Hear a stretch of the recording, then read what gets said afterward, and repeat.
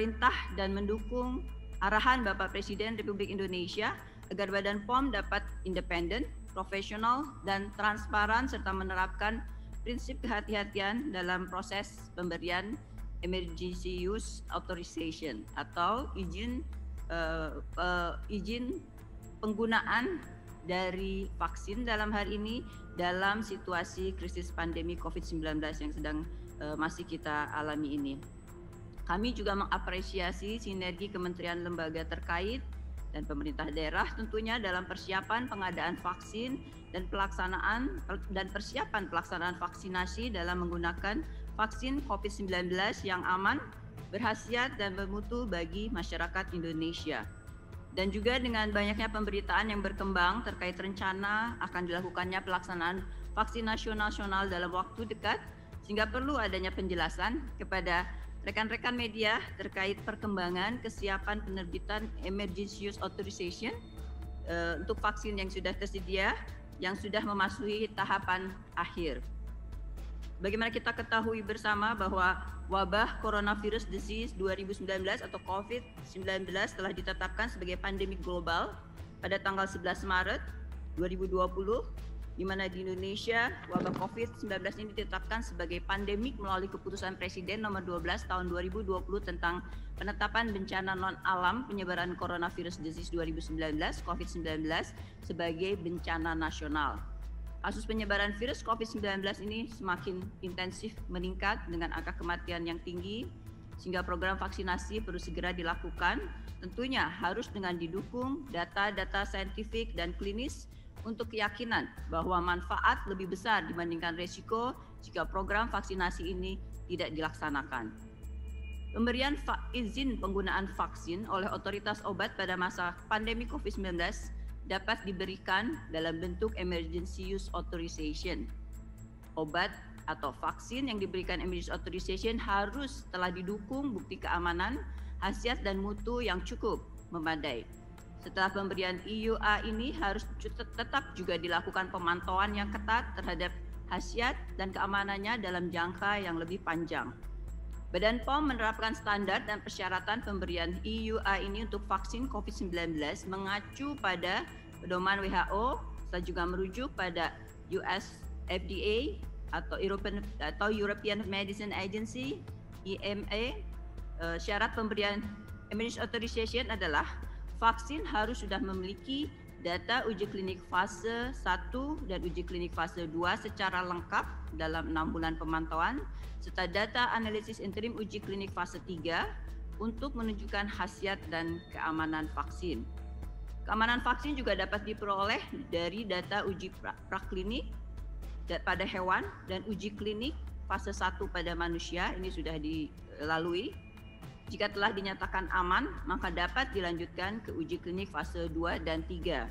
Data keamanan dipantau sampai dengan 6 bulan pasca penyuntikan vaksin.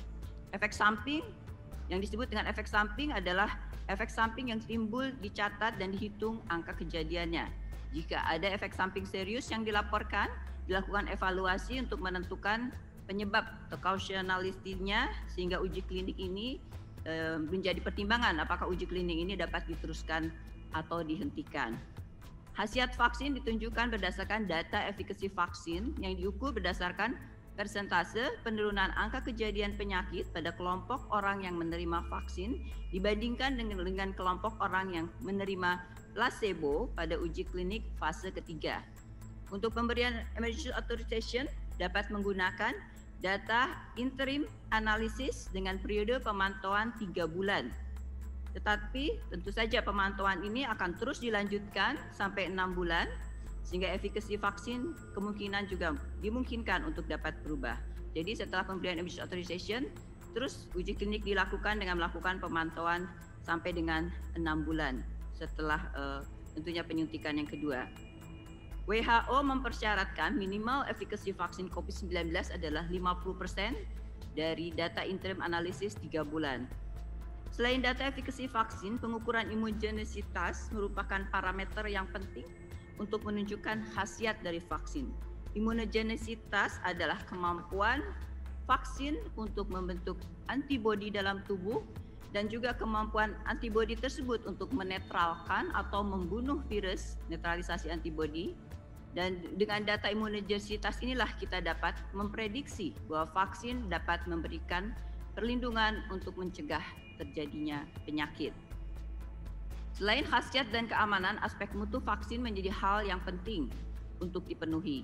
Badan POM telah melakukan evaluasi terhadap data mutu vaksin yang mencakup pengawasan mulai dari bahan baku, proses pembuatan, hingga produk jadi vaksin sesuai dengan standar penilaian mutu vaksin yang berlaku secara internasional. Salah satu caranya adalah dengan melakukan inspeksi langsung ke sarana produksi vaksin CoronaVac di Beijing untuk memastikan pemenuhan terhadap cara pembuatan obat yang baik atau CPOB.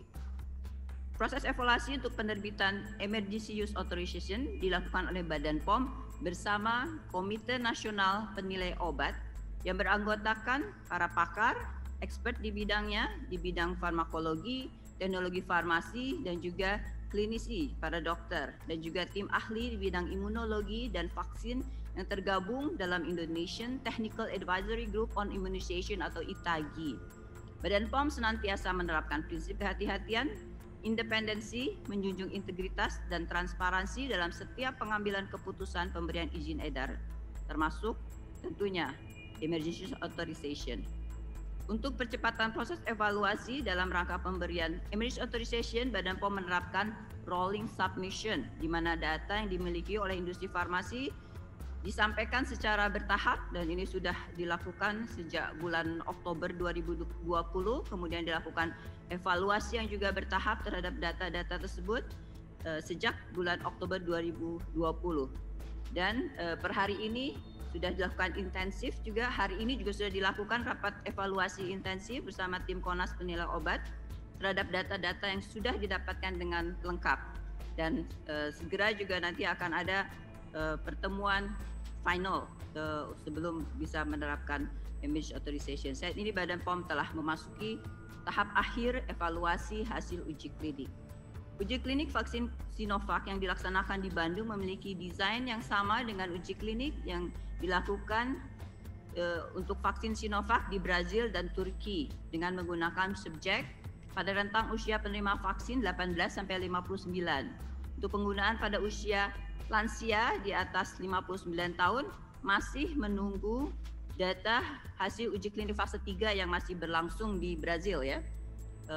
Kita harapkan segera kami mendapatkan data tersebut dan segera bisa kita berikan izinnya apabila data-data tersebut baik, aman tentunya. Sebagaimana yang kita ketahui dari media, uji klinik di Brazil telah dilaporkan memberikan efikasi vaksin sebesar 78% dan di Turki 91,25%. Perbedaan efikasi antar uji klinik vaksin yang berbeda-beda di setiap negara tidak bisa dibandingkan, artinya karena dipengaruhi antara lain oleh faktor perbedaan jumlah subjek, pemilihan populasi subjek, karakteristik subjek, dan kondisi lingkungan masing-masing. Namun, yang terpenting, walaupun ada perbedaan nilai efikasi, regulasi persyaratan dari WHO adalah lebih besar dari 50% efikasi telah terpenuhi. Setelah Emergency Authorization diterbitkan, Badan POM akan mengawal mutu vaksin pada jalur distribusi, mulai dari keluar dari industri farmasi hingga vaksinasi pada masyarakat. Hal ini penting karena vaksin merupakan produk rantai dingin, cold chain product, di mana suhu penyimpanan dan pengiriman betul-betul harus dijaga sesuai dengan persyaratan yang ditetapkan, yaitu suhu 2 sampai dengan 8 Celsius. Unit pelaksana teknis UPT Badan POM atau kami sebut Balai POM di seluruh provinsi seluruh Indonesia akan terus mengawal dan melakukan pendampingan kepada Dinas Kesehatan dalam pengiriman dan penyimpanan vaksin agar tetap sesuai memenuhi cara distribusi obat yang baik CDOB. Selain itu juga Balai-balai Badan POM atau UPT Badan POM seluruh Indonesia melakukan pengawasan dan pemantauan mutu vaksin yang beredar melalui sampling dan pengujian berbasiskan resiko. Sampling produk dapat dilakukan di sarana industri, distributor, instalasi farmasi pemerintah di tingkat provinsi, instalasi farmasi pemerintah di tingkat kabupaten dan kota, dan juga sarana pelayanan kesehatan lokasi di mana vaksinasi COVID-19 ini dilakukan. Dan dalam rangka mengawal keamanan vaksin, Badan POM juga akan berkoordinasi dengan Kementerian Kesehatan, Komite Nasional dan Komite Daerah Pengkajian dan Penanggulan Kejadian Ikutan Pasca Imunisasi atau KIPI ya, Komnas dan Komda PP KIPI untuk melakukan pemantauan kejadian ikutan pasca imunisasi jika ada. Pemantauan dilakukan terhadap laporan yang diterima dari tenaga kesehatan atau industri farmasi pemilik vaksin atau juga dari masyarakat. Masyarakat dapat melaporkan kejadian yang tidak diinginkan, KTD atau kejadian ikutan pasca imunisasi kepada tenaga kesehatan di lokasi vaksinasi. Selanjutnya, tenaga kesehatan dapat melaporkan secara berjenjang kepada Komda atau Komnas KIPI. Tenaga kesehatan juga dapat melaporkan kepada Pusat Farmakovigilance, MESO, Monitoring Efek Samping Obat Nasional Badan POM melalui subsite mesopom.go.id, dan masyarakat juga dapat melaporkan informasi awal tentang gejala yang dirasakan yang diduga akibat vaksin melalui Halo POM 150533 atau aplikasi BPOM Mobile. Dalam hal ini, industri farmasi pemegang emergency authorization berkewajiban juga untuk terus memberikan jaminan keamanan, khasiat, dan mutu vaksin CoronaVac selama di peredaran dengan melakukan monitoring dan pelaporan secara berkala kepada Badan POM. Dan kini semakin tingginya kasus penyebaran virus COVID-19, maka program vaksinasi perlu segera dilakukan dengan keyakinan cukup yang lebih besar dibandingkan manfaatnya lebih besar dibandingkan risiko jika tidak divaksin. Vaksinasi penting dan merupakan salah satu upaya untuk penanganan pandemi COVID-19 dan harus dilaksanakan secara bersama agar memenuhi target herd immunity untuk dapat keluar dari pandemi COVID-19 ini. Setelah vaksinasi dilaksanakan, masyarakat tetap harus disiplin mematuhi protokol kesehatan 3M, kapanpun dan dimanapun, selalu memakai masker, menjaga jarak, menghindari kerumunan, rajin mencuci tangan, menjaga daya tahan tubuh dengan istirahat cukup, olahraga, makan makanan yang seimbang, bergizi, dan asupan lainnya, suplemen misalnya. Masyarakat juga dapat berperan aktif dengan menjadi konsumen yang lebih bijak dalam menyikapi berbagai informasi, terutama dari media sosial. Jangan mudah percaya kepada informasi yang berasal dari sumber yang tidak dapat dipertanggungjawabkan atau berita hoak yang sekarang ini banyak beredar. Demikian kami sampaikan. Terima kasih atas perhatian yang diberikan.